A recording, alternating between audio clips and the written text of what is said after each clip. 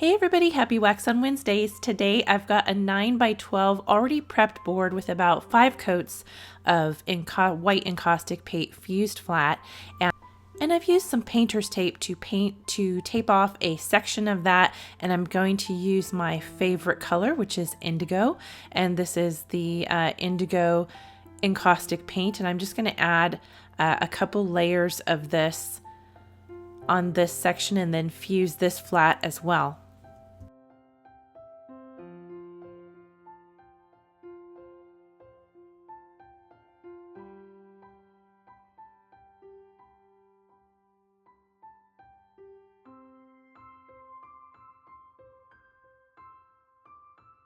And once it's a little bit cool, I'm going to go ahead and pull that tape and have a nice straight line, and then do some incising with just a little clay tool there. You can also use little stylus. You can use a sewing needle, a blade. All of these are going to achieve a similar effect for incising. The key here, especially when doing this sort of free-forming a tree branches, you want the wax to be just slightly warm. And it just makes it easier to draw sort of freehand like that with the stylus, is to have the wax just slightly warm. I'm going to do the tree. You can see it's dead center right on the color exchange there. So I'm going to go ahead and draw the same other half of the tree on the indigo portion. And this is one of those projects where I had a really clear idea of what I wanted, and I even had it drawn out ahead of time. And sometimes, as you know, with encaustic, the wax is going to do what the wax is going to do, and it ended up having several transformations. And a lot of times it's nice to, even though you've drawn something out, it's nice to work it out on a smaller board like this 9 by 12 or an 8 by 10 or something like that before I take my piece to a much larger board. A lot of times I will work it out and do several pieces that are smaller.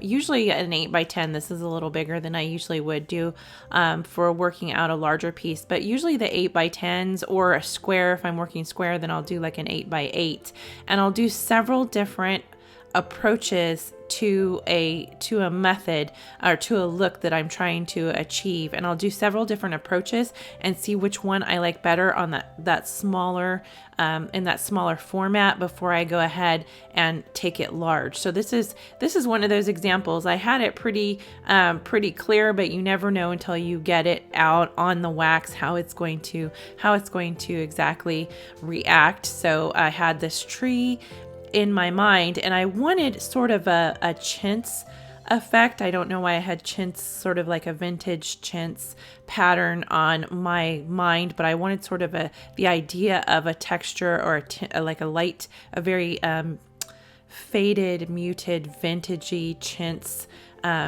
background on the thing. So I tried several different ways to achieve this, and I wanted to start out with the same thing that we've been doing for the last couple of weeks, and especially last week, using that stencil and the alcohol inks and the gel plate. And I thought that I had tried this before on the encaustic board, but I have only tried it with just the straight oil stick and the stencils on the gel plate, doing it directly on the board. And I know I've done several videos for that. If you look back on the Wax on Wednesdays, I've done at least 2 using oil stick and stencils with that gel plate and applying it directly to a cradle board with encaustic wax on it. And with the oil stick just alone, it usually has a really pretty effect. I'm trying to sort of get that same effect, only with these brighter alcohol ink colors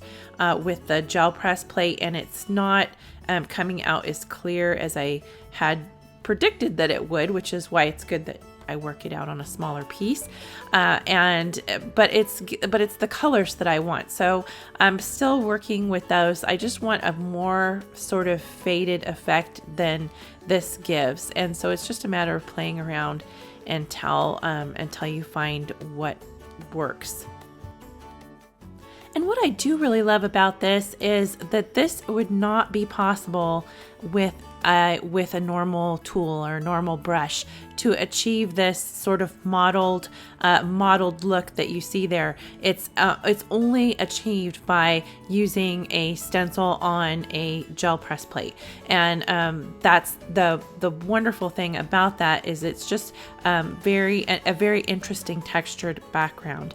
And I knew it wasn't going to have the exact stencil imprint, the exact detail of all the stencil on it, but it's just a little bit bolder than I was thinking. I was thinking that just like when we printed on the papers, that it would have a little bit more muted, a little bit more faded, a little bit more aged effect, and it's coming out just a little bit bolder than I had envisioned it there on the cradle board. And the randomness of the marks is what I'm looking for. So I just need to figure out here and work out a way that it can be just a little bit more subtle, and instead of this overall bold pattern.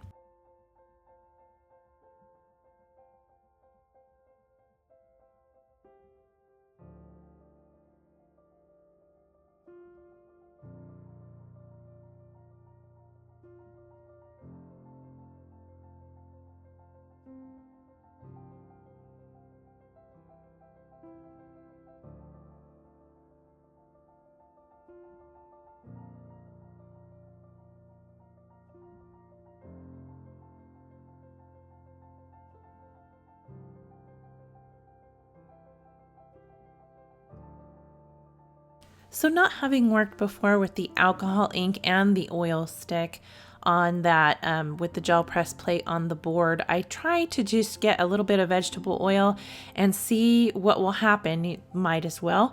And I find that it takes off immediately. If I'm rubbing really lightly, it takes off the oil stick and leaves the alcohol ink there. So you can see how it almost gets bolder at first, that it gets a little bit bolder than it was before. And that's because that white oil stick is being removed if I rub very, very lightly. Now I'm going to continue to rub because I can, because the wonderful thing about encaustic is, unlike acrylics where you would add layer after layer after layer after layer, and you can cover up, and of course you can scrape back in and all those wonderful things with acrylic, but with the encaustic is the one medium where you have the ability to remove.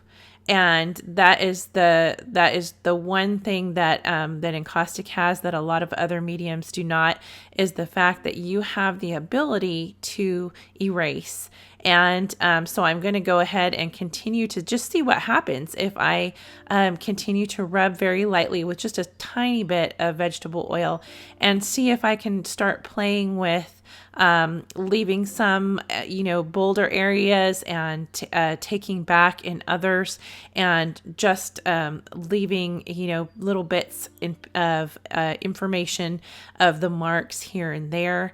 And then I can go ahead and add more. Here I'm just seeing what I like. So at this point, I'm just sort of exploring and experimenting and seeing what it is that I like with the look of this. So do I want more color? Do I want more gold? Do I want just certain areas bolder than others?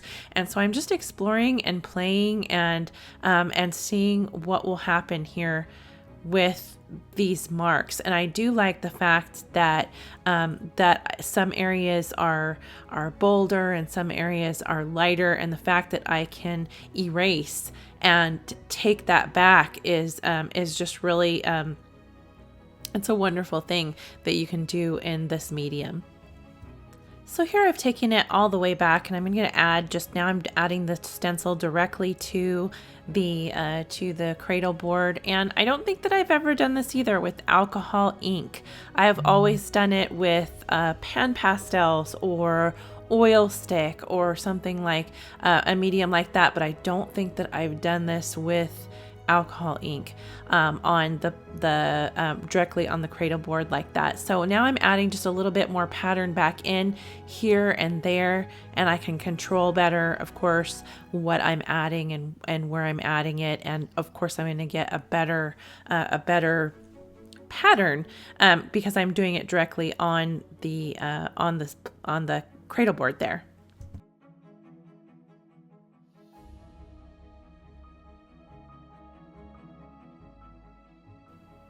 And what I decide is that I need something to sort of tie it all together. So I have enough color, just that little hint of a bold color at the bottom there. And I'm going to go ahead and add in gold and just stencil in some gold effects all over just directly with the stencil. And I'm using gold Pinata alcohol ink here for this gold, and that is a pigment based and not a dye based on the Pinata gold. The metallics and the white are both pigment based, and then the rest are dye based. And I know that the alcohol ink has a special dabber that you can get, I think, at the craft store, like at Michael's. You can get little dabbers for alcohol ink, probably to use specifically for stencils. I didn't have that tool, so I'm just using a makeup sponge from just a makeup sponge, a little makeup wedge and it's the wedges that I normally use with pan pastels. I'm just using that to dab on the alcohol ink through the stencil. And with that little bit of pop of color with those blues and greens, I'm going to go ahead and add just gold all over. And that's kind of giving me the chintzy look that I wanted, especially with this particular stencil with the variety of flowers. There's just a huge variety on the stencil, so I can keep turning it and still continue to get that randomness of the pattern making. And even using it here on the indigo, there's the patterns on the flowers are so different that it's still just going straight up. It still gives a very random effect because they're all so different. It's why I love this stencil. And the gold on I wasn't going to add anything. I was going to leave the indigo side plain and just have the pattern on the other side, but the gold ends up showing up very nicely on the indigo and sort of ties it all together. So go ahead and I'm going to give it an overall fuse here and fuse all of that color in. And all of the supplies that I use today are linked over on the blog, and there's a link below the video here to take you over to the blog for the full post for this week's video, including the stencil I used. So I hope that you had a great Wax on Wednesday, and we will see you next week. Happy Wax on Wednesdays!